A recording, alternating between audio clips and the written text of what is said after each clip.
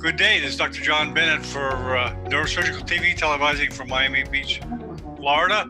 We have the pleasure today of having Jason Evan, a gentleman that works in AI and healthcare related activities. And Jason's going to explain all that. But let us first meet the panelists. And first, a star from India, Naran. How are you doing today? Hello, how are you, Dr. John? It's a pleasure meeting you after a long time. Very good. It's good to see you active again. Thank you. Great. Okay, Dr. Valeska, can you please introduce yourself? Are you there, Dr. Valeska? Perhaps she may have stepped away. Santiago, do you want to be introduced, Santiago, or just would rather just watch? Whatever you want to do. Okay, Ali, are you there? Jason, I'm striking out here. That's okay. Okay, Jason, I guess we'll start. And thank you for coming. Just explain who you are, where you're from, and your topic of today. And thank you very much. Thank you, John. So my name is Jason Evans. I'm from Toronto, Ontario, Canada. I'm a co-founder to a biotechnology company called BioIntelDoc, and I'm here today to share my experiences about creating cross-platform extended reality experiences. So I'm just going to share my screen here and begin. Okay. One moment, please.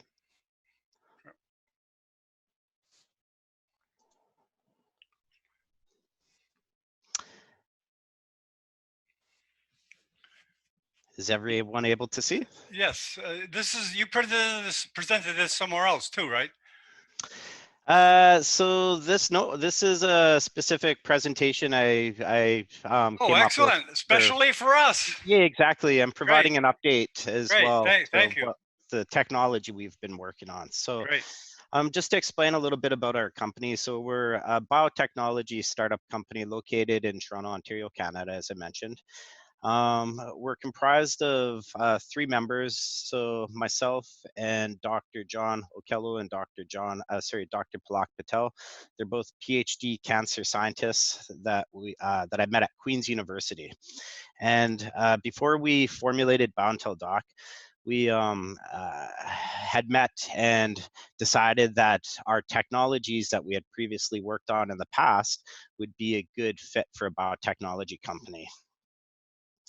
So as you mentioned, myself, Dr. John Okello, and Dr. Palak Patel, we're a high-performance team within healthcare. Our experience spans academic, research, government, and private industry environments. Before I had met John and Palak, I was working in healthcare, specifically doing automation for hospital wait time strategies for the province. And I would leverage technology wherever I saw fit. And about 2015, Microsoft had approached me and offered me an experience to start developing with the Microsoft HoloLens in mixed reality. So before I begin my talk on mixed reality, I would like to first focus on what extended reality is. XR is an umbrella term. It's comprised of augmented reality, mixed reality, and virtual reality. All 3 of those terms I'll explain separately as I move on, but basically what it comes down to is there's a device hardware dependency, and whether you're on your mobile phone, you might be limited to AR, or if you have a headset device that supports mixed reality, you can have a mixed reality experience, or a headset device that supports virtual reality. You can have a virtual reality experience. So what a company Qualcomm did was they realized that there needed to be an umbrella term, so they created XR, extended reality. So it's just another term. And there's a bit of a term disagreement within the community right now as to whether mixed reality should be termed spatial computing. So right now, yeah, there's a little bit of a war with the definitions that's occurring. And basically in 1994, Paul Milgram from the University of Toronto described the virtuality continuum. And what that basically does is it describes the real environment on one side of the continuum, and fully 100% virtual environment on the other side. And in between, you have augmented reality and mixed reality that kind of spans both the real and the virtual environments. And then fast forward, Microsoft in 2017, they revised the concept of the mixed reality spectrum, and they focus on physical reality on one side and digital reality on the other side, virtual reality being closer to digital reality and augmented reality being closer to physical reality. And then within the mixed reality spectrum, they came up with the device types for the holographic devices and the immersive devices. And there's even a little bit of ambiguity and also a bit of a term war with whether or not in mixed reality those are true holograms, which they're not when you look at physics, the definition in physics. So so what is augmented reality? So augmented reality, it's available, you find it on smartphones, tablets, head-mounted devices like the Google glasses back in 2014. A software example of augmented reality would be something that you'd see people playing on their smartphones, the Pokemon Go style type game. And essentially, its physical reality is augmented with digital objects overlaid on their viewfinder of their device. There's a lack of depth mapping. Environment and scene understanding is also weak, and that's due to the lack of hardware capability. Virtual reality. So what is virtual reality? So virtual reality, it's more limited to headsets such as the Oculus Quest, HTC Vive, and the Valve Index are some of the popular ones. A software example, a very popular game that was released just 1 to 2 years ago was called Beat Saber, and I have a short little demo video I'll show you of that. But physical reality is replaced with a fully immersive 360-degree virtual environment. So the end user here, they wouldn't be able to see their physical environment. They wouldn't see where the wall is, where the tables are, where objects in the physical environments may exist. The depth mapping, the environment, and the scene understanding is weak. And then here's just a short little example of Beat Saber to show you what a virtual reality experience looks like. Ask you who you know. And it doesn't look like I'll have audio, but basically what you see here is the end user is standing and there's music that will be playing. Wait for them to ask you who you know. Please don't make any sudden moves. It's a very fun, interactive game. Audio is there. Oh. Okay. The audio is there. All right. So I didn't hear it on my end. Sorry, guys. Oh, we heard it loud and clear. Yeah. Okay. So mixed reality. What is mixed reality? So mixed reality headsets such as the Microsoft HoloLens. This is a HoloLens 2 in this picture that you see that I'm wearing here. The Google Magic Leap. This is the second close competitor to the HoloLens technology. Project North Star, which is a neat new fully immersive wide 300, I would say their field of view was probably about 150 degrees, I believe is what they quoted me. But as you see, there's an Intel RealSense depth mapping camera here.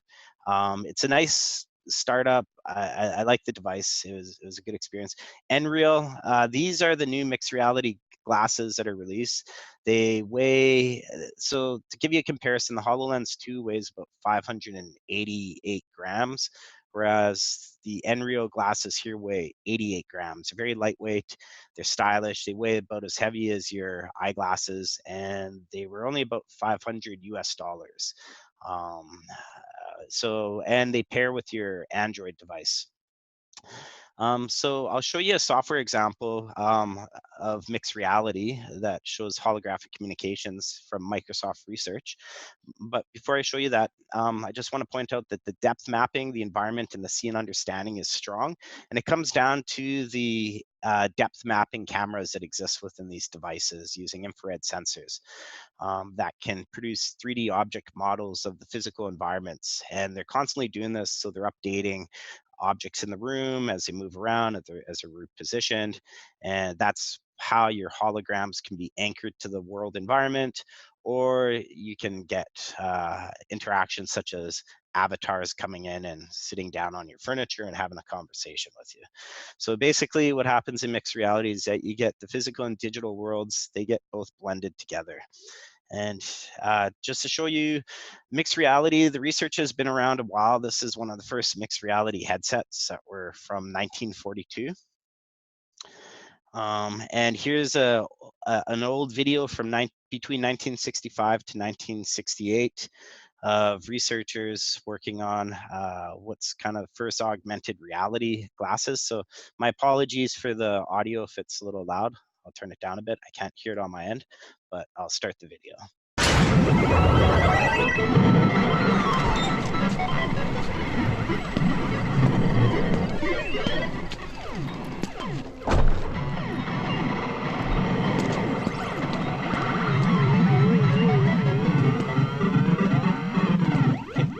So a very basic use case, just a floating object in that person's physical environment, but that was filmed in the late 1960s to show you the research.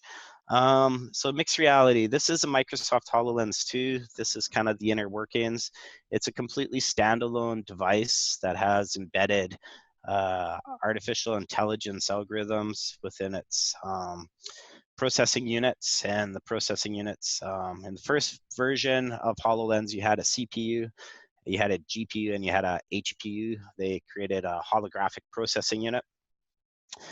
For version 2, they embedded deep learning and improved SLAM algorithms for computer vision, as well as eye tracking that they included for the version 2. So now the device actually does complete eye tracking. It knows where the end user is always looking, and it actually knows what the end user is about to do, even before the end user is aware about what they want to do, which is a little confusing, but it's basically on the concept of light hitting the optic nerve and then processing within the brain, and the artificial intelligence, machine learning algorithms on the device, they'll pick up the user's intent prior to the user even thinking about, say, scrolling a web page.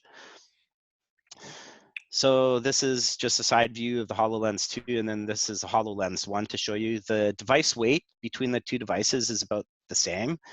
There's not much difference there, but the distribution of components within the device is different. So there's a different load balance to the devices, and the comfort level from version 2 to version 1, it's approximately 3 times improved, and a lot of that is due to the reduced brain fatigue with the introduction of eye tracking that the device does now.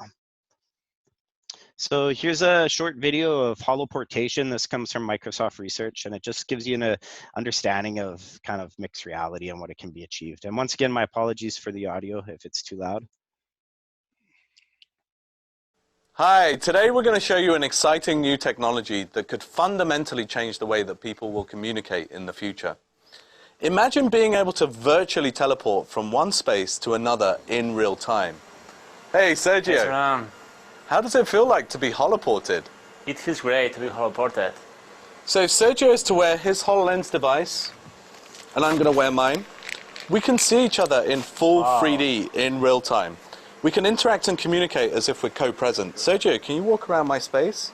Can you walk behind this chair? So we're doing everything to give the impression that Sergio and I are present in the same space. Sergio, let's just do a high five. That's Bye great. bye. Thank you, Sergio. We call this technology holoportation. Now, to make all this happen, we've had to create a new type of 3D capture technology. I'm surrounded by these 3D cameras that we've developed in our team. Each of them is capturing me from a separate viewpoint, and we're fusing this data together to create a temporally consistent model, as you can see reconstructed live behind me. Now, the camera that's filming me has a HoloLens tracking system attached, and this allows us to take these 3D models and composite them in real time into the real world, as you can see here. And that gives you a sense of the fidelity of the reconstructions that we can achieve. Once we have these reconstructions, we can texture them. We can then compress the data and transmit the data over to the other side. Over on the other side, a user wearing a HoloLens can see these remote participants live in their space as if they're co-present. And that's what we're showing you picture in picture. Now imagine using this type of capture technology to connect with family members who are thousands of miles away. And that's exactly what we're going to demonstrate to you right now.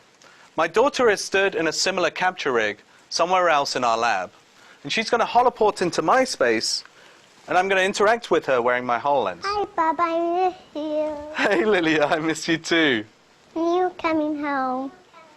I'm coming home very soon. Let me get out of your way.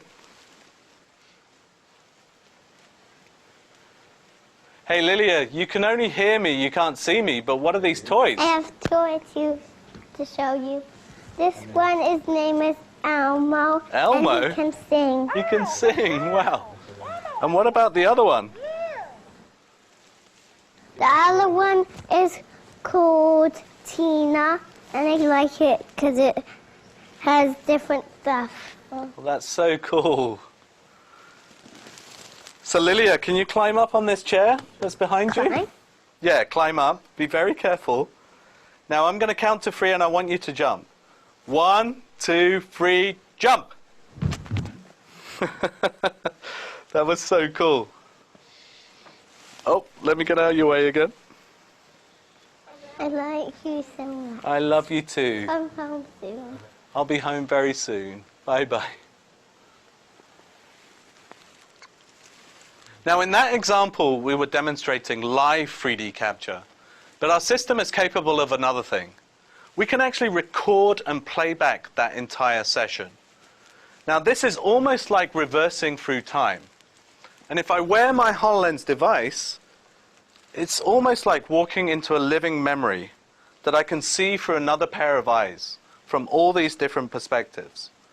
And because this is 3D content, we can miniaturize it onto this coffee table and experience it in a more convenient manner. And this becomes a magical way of experiencing these live captured memories.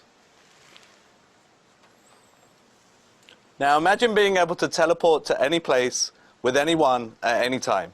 And that's what holoportation is all about. Thank you for watching. Okay, so that was an example of holoportation at the capability. So one of the first use cases that we created with Holographic Communications was when we saw that video, we're like, we can emulate this. We don't have access to the external tracking cameras that you saw within the previous video.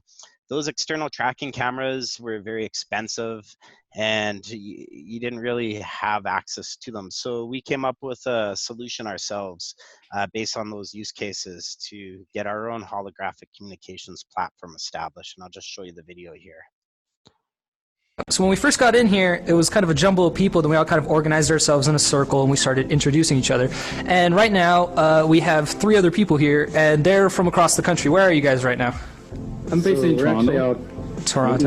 In here. Yay, Canadians! Toronto and Kingston. So. Okay, so we got all the Canadians. I joined into the Canadian room. We're from Utah, so we're from the rock. Okay.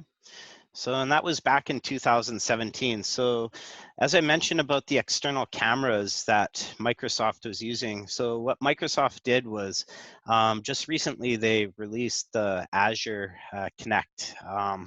And this, how I would describe this is like an external webcam, but on steroids, because it has a depth mapping capability where it'll depth map the room of up to about 25 feet. And so you'll be able to get the true live stream avatar recreation of a person instead of having to use CAN robotics or other avatars as your users connect to a game session. So recently I went to the MIT XR Hackathon. It was sponsored by MIT, and what we did was basically it was the largest hackathon of its kind. I saw it as an opportunity to really dig into XR.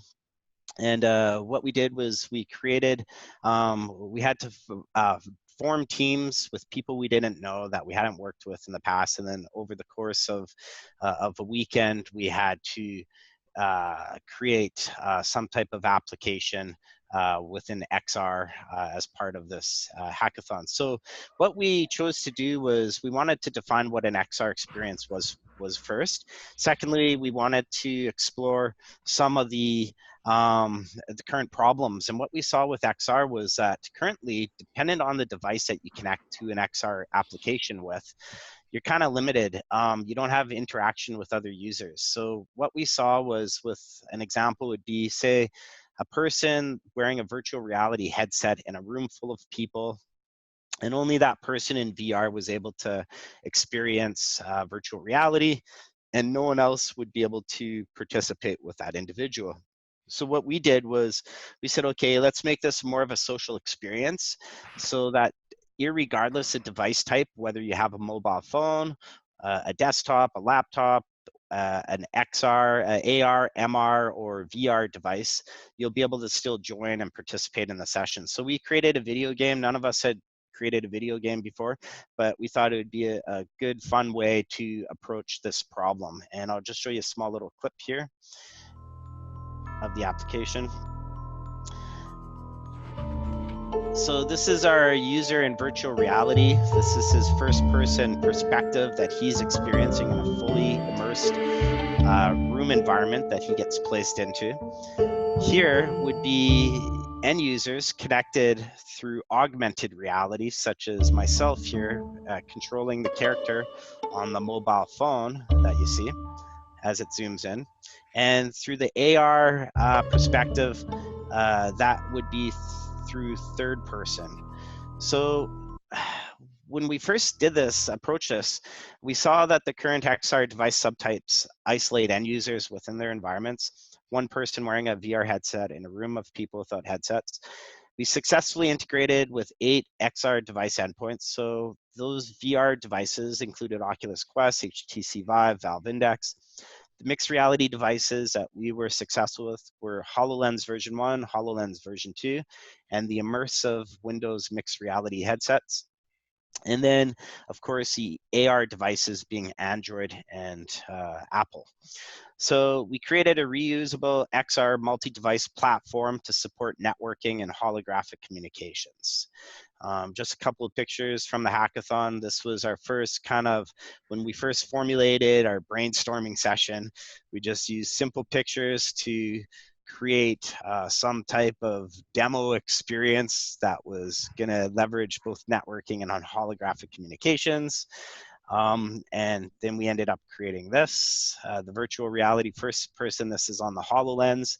From a third person perspective, they would be controlling the little kind of ghost characters as they join a session. The person in VR appears as a headset, shining a flashlight around and so forth. And this is a team. There were 6 rounds of judging. As you can see, the immersive Windows mixed reality device, Oculus Quest, HoloLens version 1, HoloLens version 2, smartphones, and then this is the Valve Indexer. And then this is one of the other finalist teams kind of spying on us in the back. Illegally. So, yeah, exactly. So we ended up winning one of the categories for most fun, and it was a good experience. So we got the XR Holographic Communications platform established cross-device for 8 additional endpoints. So, and then finally for this talk, I want to move on to digital humans and kind of explain what digital humans are and why I think that they're important and will be useful for industries such as healthcare. So as you see here, this image is from Samsung Project Neon. It's very current. And these are their digital humans that they just displayed at the Consumer Electronic show event in Las Vegas. And these are all people that don't exist, just generated by AI. They interact, they behave, they look, they move exactly like human beings. And here's another example of digital humans. These are generated by generative adversarial neural networks that generate these images of humans that do not exist. They're basically deep learning algorithms that resample data using the same statistics to produce different results. And these are all machine generated people. This here is from Reuters Synthesia, and they're using AI to prototype the first ever automated video reports. You might have seen this, but basically what they did was they created a photorealistic 3D object model of this news reporter, and then using AI as well as some type of rigging for animation, they can just load their own news scripts into this digital human now, and they don't even need a live person to read the news. And then as well as a company that just recreated a deceased loved one in virtual reality. So digital humans are a combination of technologies including photorealistic photogrammetry, digital twins using IoT, extended reality interfaces, artificial intelligence, machine learning, such as the GAN networks, synth GAN as well, and neural voices. They're powered by pre-trained data models, and basically what happens is these models are essentially chatbots that you interact with. Chatbots are knowledge databases of consolidated information expressed through various forms of communication channels that you can interact with. And to give you an idea of where the chatbots are headed, the capability of them, Google just recently announced that they created Nina, who conducts conversations more sensible and specific than existing state-of-the-art chatbots. So Google created a new metric, a new SSA metric for sensibility and specificity to average it out for conversations based on multi-turn conversations, where more or less they look at the number of layers a conversation has. And what they did was they scraped public data sources across open social media channels, and they subsetted that population down to conversations that express 7 or more multi-turn events. And then from there, they were able to tune their data to 2.6 billion parameter end-to-end trained neural conversational model with approximately 341 gigabytes of this text data from these social media conversations. And they created this chatbot that's capable of having a conversation about anything. And other than the SSA metric, they included, to start measuring for chatbots, include sensibility, specificity, personality, factuality, safety, and bias.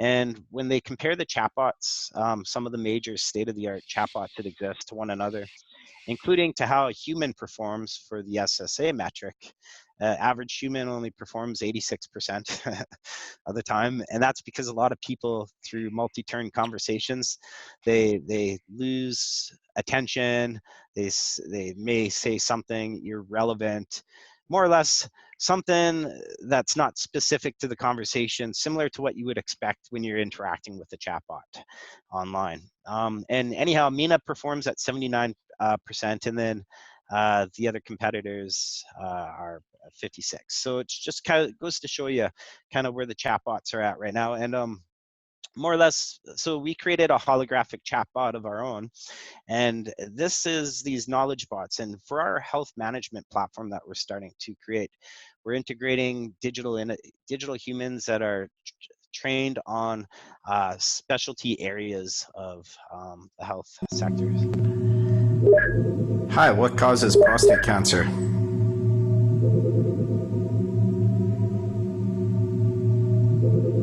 Prostate cancer is a type of cancer which develops within the prostate gland.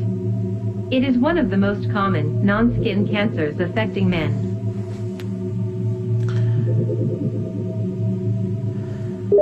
Can you die of prostate cancer? $22,900 men will be diagnosed with prostate cancer this year. 4,100 men will die from prostate cancer. On average, 63 Canadian men will be diagnosed with prostate cancer every day. On average, 11 Canadian men will die from prostate cancer every day. Thank you. You're very welcome. So we chose prostate cancer as our first disease state that we would like to pair our health management platform to. Since my other two co-founders, Dr. John Okello and Dr. Palak Patel, as I had mentioned earlier prior to this conversation, they had both created a novel urine and tissue-based test that can detect methylated DNA within prostate cancer, early stage prostate cancer. And so we envisioned our efforts for leveraging AI, XR technology to be able to assist as digital health management tools for patients where there's current voids in systems. And basically, to summarize, what we did was we created an XR cross-platform capable communications platform. Multi-remote global end users are supported on both holographic and non-holographic devices. The various components have been nominated for a Global EdTech Award and won at the MIT Reality Hack. We've had validation there. Our digital human support and integration is our next steps. We have live human escalation support and holographic integration from our platforms. So our chatbots, as individuals are connected with chatbots online, they'll be having a conversation, and once the AI detects any type of complaint, the chatbot is able to create a report of those complaints and then escalate it to a human, such as a healthcare provider if necessary. Then the healthcare provider can connect with the person through a chat messenger clients such as Microsoft Teams, Skype, Slack, Facebook Messenger, or they have the option to connect holographically now through the Holographic Communications platform. We also have the capability to integrate our computer vision models, as I mentioned previous to this call as well. One of our other research projects includes slide sample sequencing of prostate tissue biopsies, and being able to detect if those slide samples are either cancerous or benign. And we can do that with high accuracy. Our models are highly trained and highly specialized, as they're trained from scientists and XR. And then finally, I'd like to show you just a small clip of a current partner. So this is a prospective partner. We have basically Unreal game engine. They what they did was they opened up a studio just down the street from where we're located in Toronto, and they invited us in for a tour. They gave us permission to share this demo clip here, and also to just promote what they're doing. And basically, we see them being able to leverage their technology with our technology, especially for the photorealistic capabilities. So I'd like to just show you kind of like one of the main game engines used to create this technology and what it's capable of and where it's kind of headed with the photorealism. Hey, before we get going with our main event, I want to show you around because we are in a very cool place. We're in the heart of downtown Toronto at Group Media TFO. They're a public broadcaster in Canada, and they have kindly let us use their stage. Look at this. It's called the LUV, which means Laboratoire d'Univers Virtuel, or Lab for Virtual Universes, and they won a few awards for it. This is where they create amazing television programs, mostly for kids. This place is like magic. So Mark, our camera operator, will show you around our virtual set. So what they use here is an Unreal Engine-based system called Reality from Zero Density, which allows them to create live television programs kind of inside of a game. They create amazing content that kids love. So we have multiple cameras, but every video stream that you will see during the show is actually entirely processed with Unreal Engine, whether it's lens distortion, color correction, king compositing, all happening in the engine in real time. So before we get going, let's watch our demo reel one more time.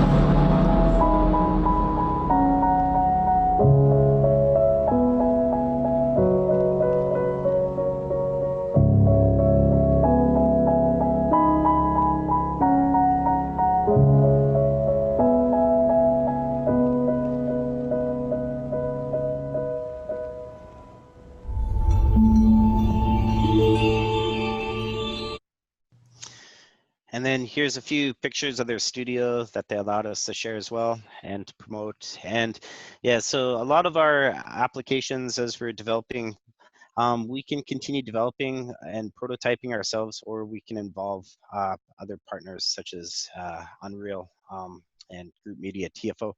And basically, if you'd like to connect with us, be in touch. Here's our contact information.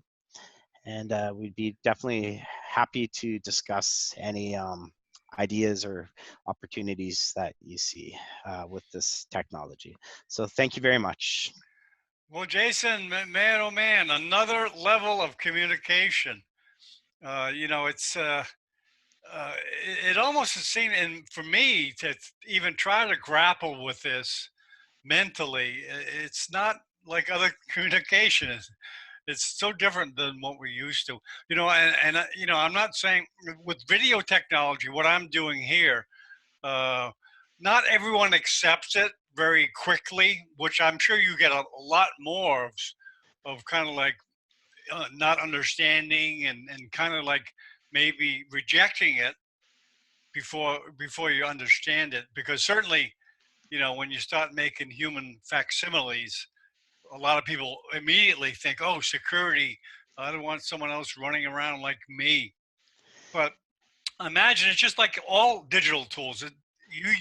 You're in control, you use it, and you use it as you see fit. Well, so does anybody have any comments or questions for Jason right now?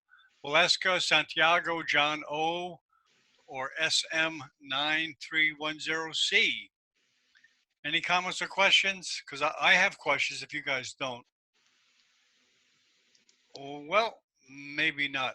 Okay, I'm sure you've probably had people remark to you possible applications in the healthcare field. I can think of course, a few, which I'm sure you heard of: remote consultation, to have a neurosurgeon consult with a patient in Nepal or China, you know, holographically. That would be fantastic. And also with that bot, having a doctor have the bot do rounds, because some doctors go to 3 or 4 hospitals, as you probably know. I'm sure they would welcome if they just sat at the computer and went to those 3 or 4 with their holograph or with their chat box. Well, that's exactly it. And that's where we see the advantage of XR experiences. When John Okello and Plock and I, we first met, we were brainstorming about novel use cases that could address some of these global health access issues. And one thing we noticed was that everyone at least has a smartphone device in their hand, even if they may or may not have an internet connection.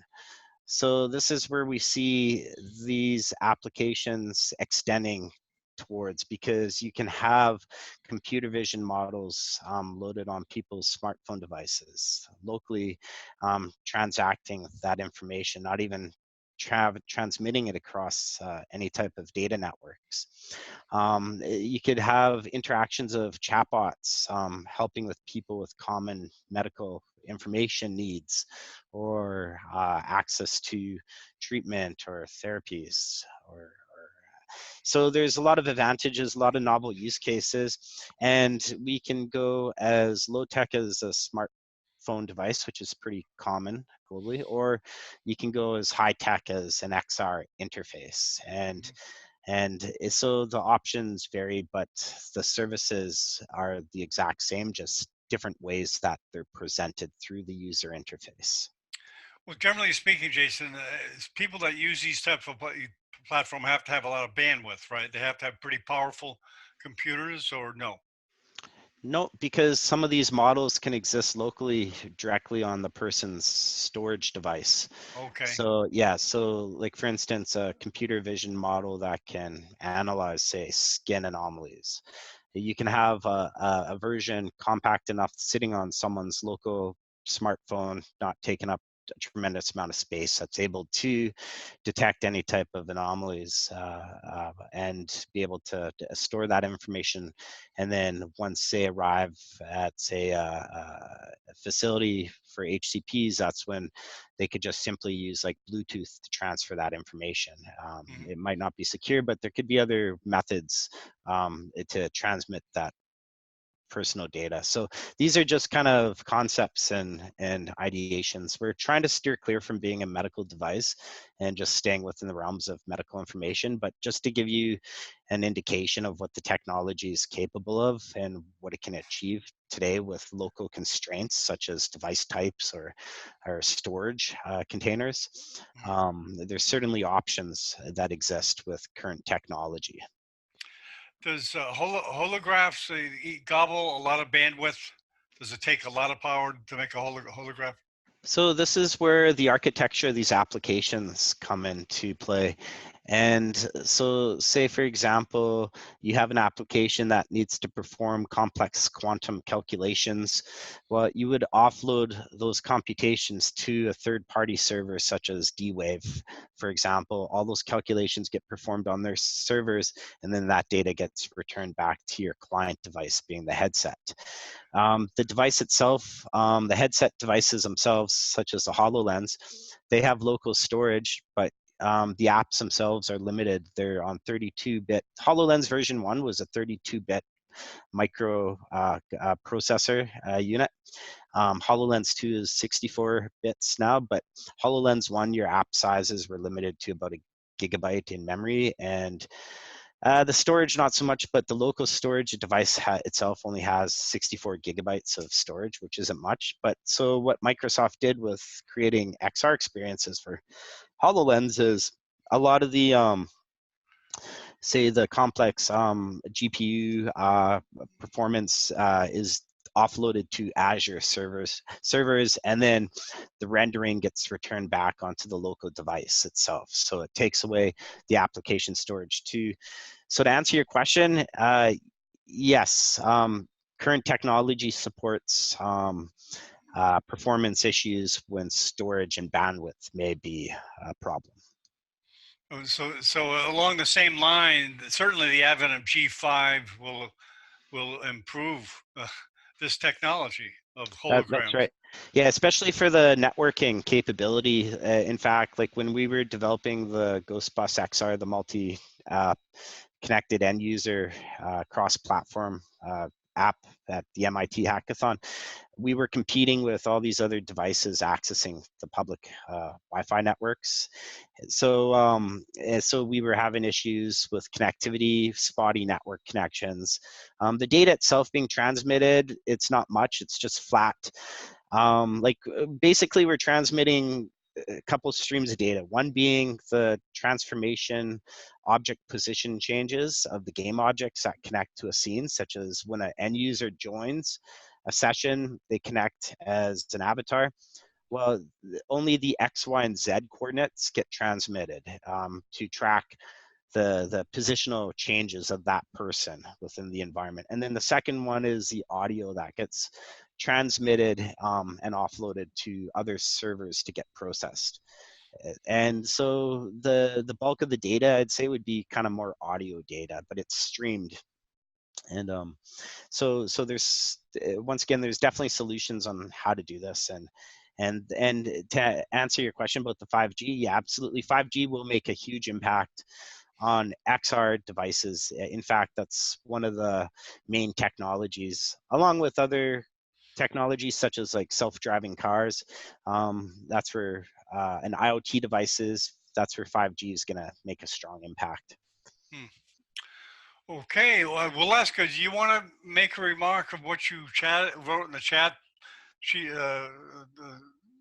Valeska's a neuropsychologist and a rehab person from Brazil. Do you want me to read the comment, or you want to talk about it, Valeska, what you said? Or do you want me to just read the comment? Maybe she doesn't want to talk. That's okay. It doesn't really matter. I'll just read what you say if you don't mind. She said it takes things to the next level in rehab. and I'm sure she has some thoughts of maybe how it could impact rehab. And that's the value of this platform. It gets a rehab person from Brazil interacting with Jason and maybe giving them the possibility of exchanging ideas and telling them where their technology may fit into the rehab area, which people like me wouldn't know, but a rehab person might know after talking to it. I'm sure I'm like a lot of people. I don't totally understand it. I have a little understanding, but not much deep. You must run into a lot of that, kind of having to educate almost everybody, right? Well, it's so new and it's so different than what we're used to, and basically the inputs to this technology is voice as well as gestures and eye tracking, head movement.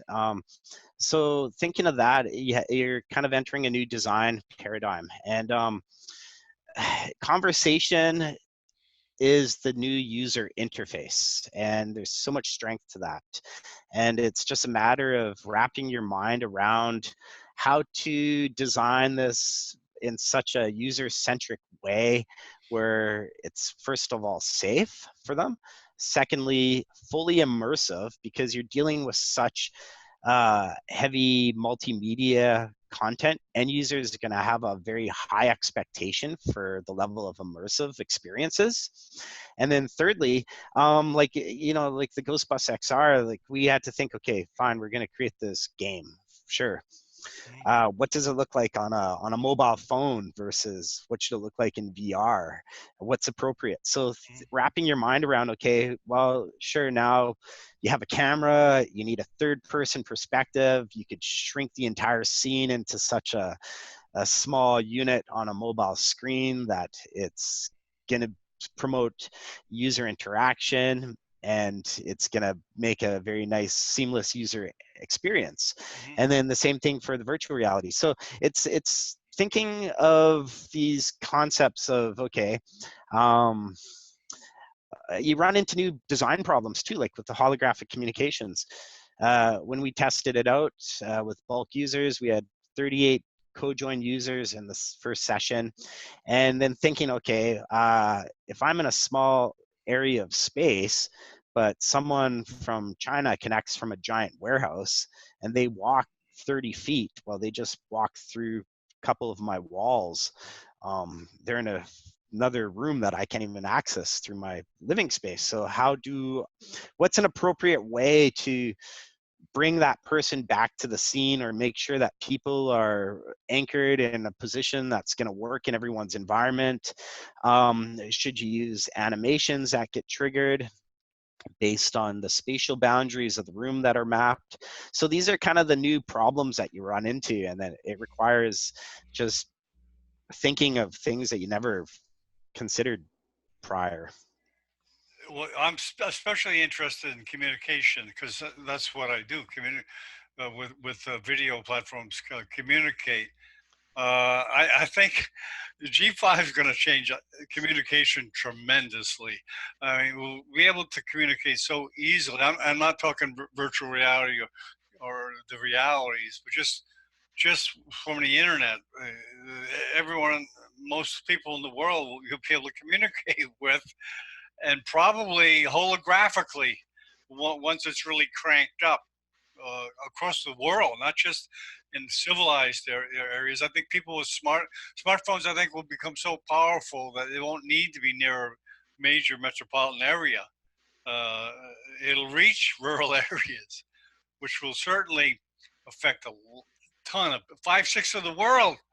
I don't know the stats, but it's something like that. 5/6 of the world doesn't even have access to internet, but certainly those numbers will change. G5, probably half of the world will be accessible or more. Yeah, and that's part of the projections with the IoT devices, Internet of Things. That's basically taking everyday objects and connecting them to the cloud and making them data enabled and start collecting data and plugging Patients AI. will be monitored in so many ways easily, right?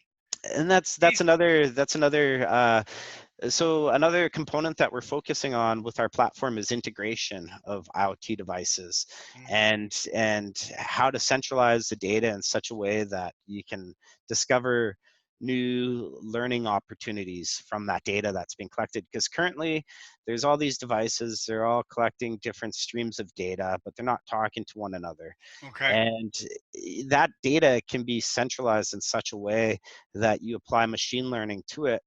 Over time, you're going to start. Are you referring detecting to the incompatibilities of EMRs? It could be just, you know what I mean? Like certain systems aren't compatible with other systems in the EMRs. So doctors' record keeping. yeah, it could be something like that as well. It's just more or less data centralization. Say it's like a wearable market for home use for like Fitbit and client applications like that, centralizing those data streams, because there's so many data that's being collected from IoT devices today, but it's all decentralized over the place. And also I find current problems with it is that it doesn't promote the right type of interactions. I subscribe to a lot of services myself, and I get automated reminders, but there has to be a better way, because I find most of the time those reminders to be an annoyance. So how to reduce the noise, how to improve the comfort levels, how to collect and monitor data for anomalies, because all the technology exists today to do it. So these are some of the problems that we're focusing on with our platform. Very good. Let me see if Ipe is around, because maybe we can talk to him after we close here. Well, we look forward to having more webcasts, and we certainly welcome any members of your community to participate and to explore different areas. So let me just end this formally, Jason, and thank Valeska, Santiago, John O, Rakesh for coming, and then we'll just chat, okay? Okay, thanks everybody.